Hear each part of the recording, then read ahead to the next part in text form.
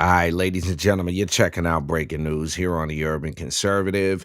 We're going to take a look. Governor Doug Burgum, Congressman Byron Donalds, and Vivek Ramaswamy had some things to say after sitting in the Trump trial. We're going to take a listen right now here on the Urban Conservative.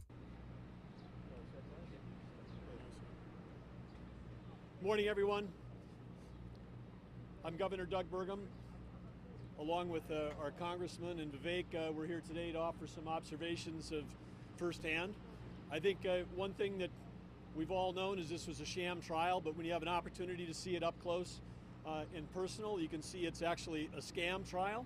When you've got a judge that's a donor to Biden, you got prosecutors that are supporters of Biden, and then you've got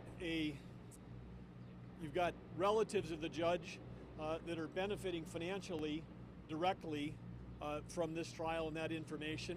And then you've got the star witness is a serial perjurer. Then you have to ask yourself, what is this all about? And I think the only conclusion, of course, is it's election interference and it's tying up the president from being out on the campaign trail. And of course, we know that from the polls that have come out, even from the New York Times, Rasmussen Interactive this week, President Trump is leading all over the country. And the conclusion you can draw from that is the American people have already acquitted Donald Trump because the things that they're concerned about, inflation, crime, the border, the economy, all of these things, President Trump is leading by huge double digits versus Joe Biden. And the sooner that this scam trial can be concluded, the sooner that the president can get back to getting out campaigning and talking to the American people about the issues that matter to them. And with that, I'm going to turn it over to the congressman, then Vivek. Thank you. Ladies and gentlemen of America, this trial is a joke. This thing is a farce. We were in there all morning. Michael Cohen basically sat there and said, yeah, he invoiced legal expenses. The Trump campaign, the Trump organization, not the campaign, paid out money in legal expenses. Where's the crime? There is no crime. The only crime that's happening here is this Democrat judge and the Democrat Party prosecuting their political rival right in the middle of a presidential election. The crime here is that the issues facing our nation are not being addressed by the Democrats, but they want to go after Donald Trump. And there's nothing wrong. There's nothing that has been wrong here. Nothing that has been done poorly by President Trump. The only thing that's being done wrong is by this judge. His daughter's making money, raising money for Democrats, and all of the fundraising emails and all the fundraising things are about this trial that his daughter is using.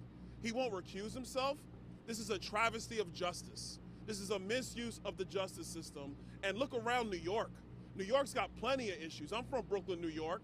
You have all of NYPD's finest down here because of this travesty going on in that courtroom. Meanwhile, the citizens of New York are less safe, and the district attorney in New York is not prosecuting real crime. He's a Soros-backed DA going after his chief political rival in Donald Trump. America is better than this. And so unfortunately, it's going to take the American people this November to let their voices be heard on this travesty of justice that's occurring and making sure that Donald Trump is the 47th president of the United States. I've never seen anything like it. This is a joke. It is a farce. It is a travesty. We are better than this as Americans. And unfortunately, the Democrat Party has lost their ever-loving minds. And so it's going to take the American people to remind them that justice is supposed to be blind. It is not supposed to be going after political opponents and political rivals. With that, I'll turn it over to my colleague from Florida, Congressman Corey Mills. Before Corey Mills says something, the thing that I want to keep in mind, and I've listened to several pundits talk about what they've heard in the case today. I watched an interview with Doug Burgum a little earlier.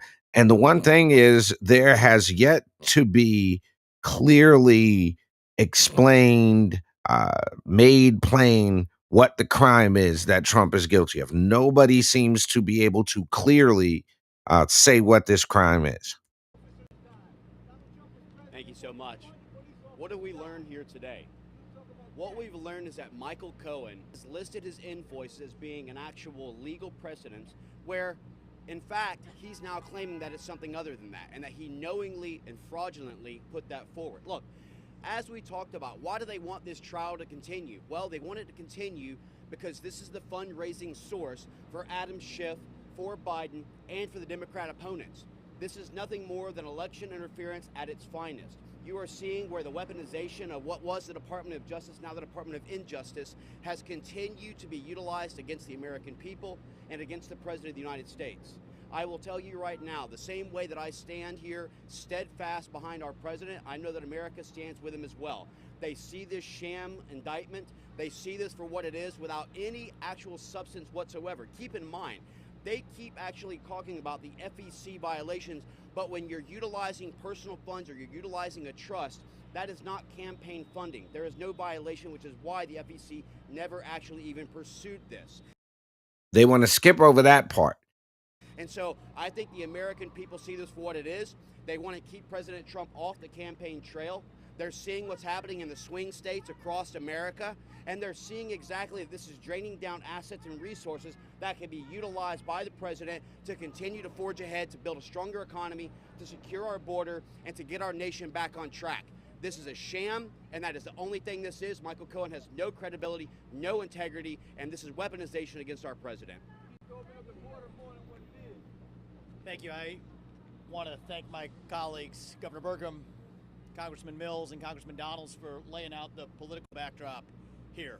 This is a politicized persecution that is nakedly apparent. What I want to do is dive a little bit deeper into what we actually learned today in that courtroom. Uh-oh. What do we see in there? First of all, I learned a lot from being in there in person.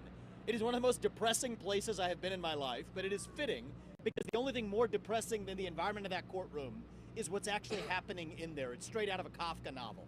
The prosecution's main strategy appears to be to bore the jurors into submission. And if you look in that direction, sadly, it may appear to actually be working. Now, I would like for anybody here in the press, anybody at home, anybody in MSNBC or the media afterwards, to clearly state what exactly is the crime that Donald Trump committed. We have not heard a good answer to that question. It has been vague until today. You heard Michael Cohen's testimony, after which I would say it is less clear than ever what that crime actually was. They'll say falsifying business records. Well, let's look at who did we learn falsified business records today? Yet, what, hour, 2 hours, felt like it could have been 7 hours, of Michael Cohen talking about how he falsified business records. Okay, so you have a guy who has been a perjurer in the past that is now saying he falsified business records. What is the crime that Donald Trump committed? Now, it appears to be what they might allege is some sort of bookkeeping error or whatever. The real bookkeeping that we need accounting of is Judge Merchan's own family member collecting millions of dollars as a Democratic operative, using the existence of this trial as a fundraising ploy for Democrats. This is unconscionable. Imagine if the same shoe fit the other foot. Imagine if it was Joe Biden that was on trial. You had a Republican judge whose son was collecting millions of dollars as a Republican operative. What would you all be saying? This would not be justice. This is injustice at its worst. So let's go even a layer deeper, right? Because let's go even a layer deeper, actually. The alleged crime here is supposedly, they try to point to this every day, that he does not actually use campaign funds, that he used personal funds. Well, let's get this straight. Suppose Donald Trump had used campaign funds to make a personal expense, they'd be going after him for that. So if they're going to get him going or they're going to get him coming, that is the best proof that this is a politicized sham.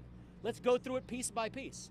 If you tell somebody to go buy you a suit and you want to look good on television because that'll affect the voters, the way voters vote for you, you know what? They prosecute politicians if they use campaign funds to buy a suit.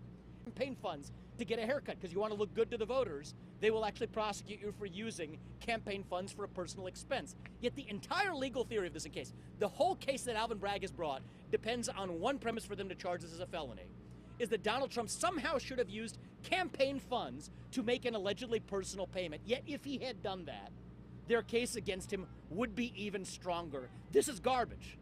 That is the best proof that you have, that if they're going to get him going or get him coming, it's damned if you do, damned if you don't. This is a sham. This is not the United States of America. This is some third-rate banana republic.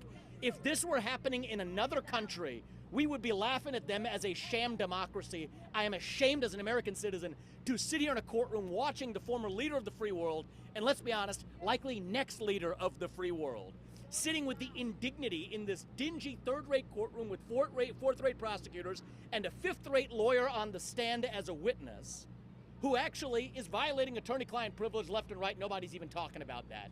So this is a shame. Shame on this period in our country's history, but we will get through it and be stronger, because you know who ultimately actually cast the vote on this case? It's not just the jurors in that jury box. It's every one of you at home. It's every American who votes this November to say no to the weaponization of justice. And if you're at home, you may say, you know what, I don't agree with everything Donald Trump's ever said. You know what, I may not agree with some of his policies even though they were great policies for 4 years.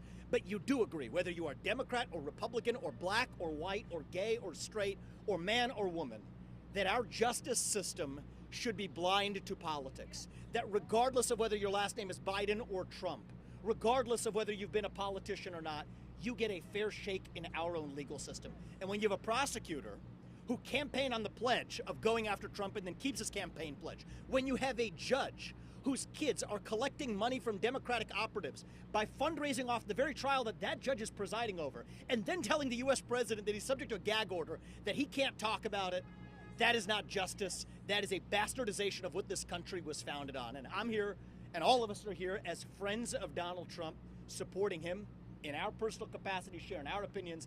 That's why we're here today. But I hope every American at home who isn't able to be in that courtroom is able to see what's actually happening there. And when you do, we will have a landslide of historic proportion this November if every American understands the injustice that's playing out in that courtroom today.